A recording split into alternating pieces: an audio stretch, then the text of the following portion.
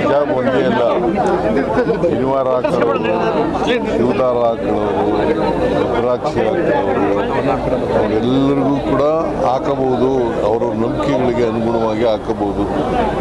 Up to 12th ಸ್ಟ್ಯಾಂಡರ್ಡ್ವರೆಗೆ, ಅದು high school ಇರಲಿ, college ಇರಲಿ, ಪ್ರೈಮರಿ ಸ್ಕೂಲ್ ಇರಲಿ, ಎಲ್ಲಕ್ಕೂ ಕೂಡ ಅನ್ವಯ ಆಗ್ತದೆ.